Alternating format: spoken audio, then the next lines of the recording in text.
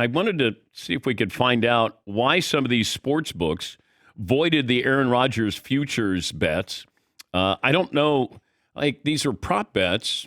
But they didn't take the game off the board with Aaron Rodgers not playing. So, Darren, here to help us fill in the gray area there. Why would some of these sports books take the prop bets off the board? So there's a whole bunch of things going on here. First of all, in Vegas, you can't do any of this stuff. So the Nevada Gaming Control Board, if something happens in a game, if there's an unfortunate injury, guess what? It's a bet. It's an unfortunate injury. That's what happens. It's called a bet, Dan.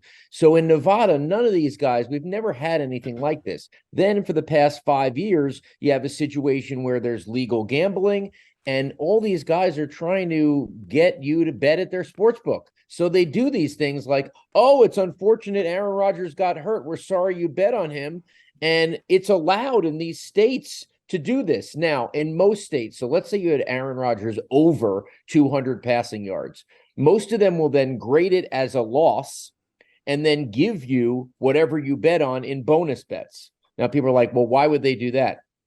The reason they do that is they then mark it up as revenue, right? The sports book won then, right? They grade it as a loss, right? So they mark that up as revenue, and then they don't have to account it for marketing, right? They want to try to keep you. So normally they'll have to pay these marketing costs. And when DraftKings, which is a public company, comes out and says, we paid $400 million to keep people, this is not included. When they give you bonus bets, it's not included. So that's really what they're doing. It's kind of like they're doing an accounting thing. They're trying to keep you there. Now, there's a couple books who said, we're not refunding you, a couple.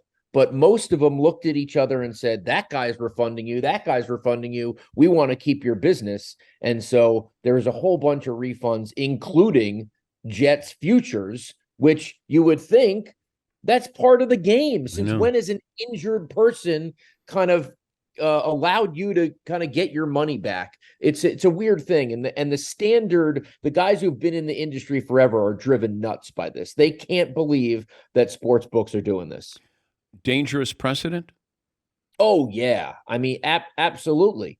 Like, okay, so now someone else is hurt in the middle of a game. It was just more unfortunate because it was Aaron Rodgers. I mean, someone getting hurt.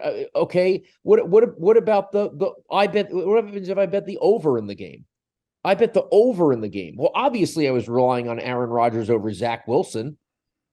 So yeah, of course, it's a horrible precedent. And I think, at some point, I think the states are going to, state by state, will say, I don't know how much you can do this.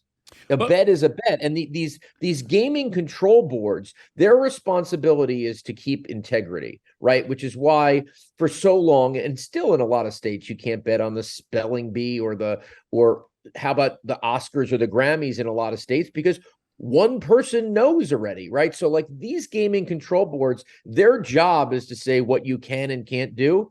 And I think in some sense, they've probably failed here in allowing sports books to basically do what they want because the fight for the customers is so great. But where do they draw the line here, Darren, of a star player? And if Aaron Rodgers gets injured in the beginning of the second half, do they do the same thing? If Brock Purdy were to get injured, what would they do with prop bets or futures with the 49ers or Derrick Henry? That's what I'm curious about. The subtext, right? The just the idea of it seemed to be he didn't run for a yard or throw for a yard. He got sacked and that was it. Like that's because it's so unfortunate. That's what it is. But again, like, yes, Dan, you're right. Where do you draw the line here? You can make up a whole bunch of things. It's tough, but it's just the environment right now where there's so much competition for your dollar. The average person downloads 1.7 gambling apps. So again, like there's loyalty there. They're trying to get you to go to theirs. If you're at FanDuel and FanDuel didn't refund any bets, do you go to DraftKings now because you think that was right? Maybe that's the competition.